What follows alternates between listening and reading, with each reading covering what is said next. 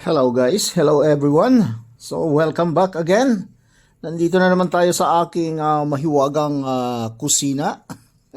Magluluto na naman tayo ngayon ng ating lunch. So ang menu natin for today, yan, samahan nyo ako for our video today. And kung bago ka pa lang sa aking Facebook page, huwag niyong kalimutang i-follow ako sa aking Facebook page at i-subscribe ako sa aking YouTube channel. Maraming salamat sa patuloy na pag-subaybay at panonood sa aking mga videos. And for today's video, ayun, magluluto naman tayo ng ating lunch for today. Ayan, mayroon na tayo dito mga nakaprepare na iluluto. Ayun, ang menu natin for today is ginataan. Matagal-tagal na ako hindi nakatikim ng ginataan, seafoods. Ayan, meron tayo ditong malalaking alimasag. Ayan, oh, apat na malalaking alimasag. Ayan, oh, babayi. Ayan, mga babaeng alimasag. At yan, naglalakihang mga hipon. Ayan, meron tayong hipon. Pagsasamahin na natin yan. So, meron na tayo dito mga pang-ricado. Ayan, dalawang malalaking kamatis na sinlaki ng apple. Meron tayo dito siling green. Meron tayo dito luya. Ayan, malapit na sumibol.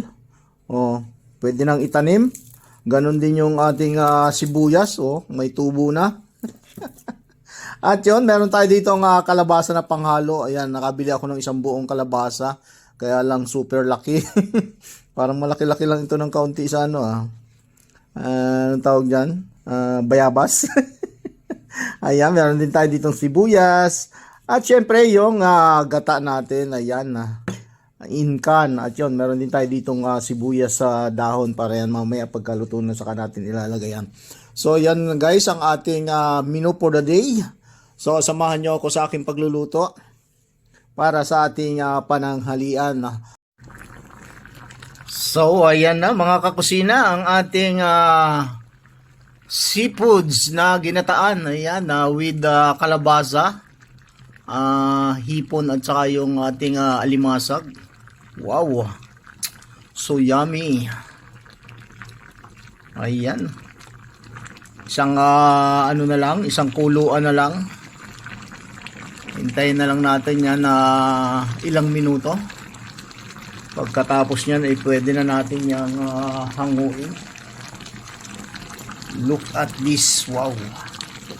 So yummy. Yung kalabasa, hindi ko na yan binalatan para hindi siya madurog. Yan ang ating para sa ating mga ka-seafoods lover dyan, ayan shoutout sa inyong lahat. Ito yung ating menu sa ating lunch ngayong araw. Ginataang alimasag, hipon, and kalabasa. Ayun, hinaluan ko rin pala siya ng kusa. Ayan. Masarap 'yan. So 'yon, hanggang dito na lang, guys. See you sa ating hapagkainan. Bye-bye. Thank you so much for watching.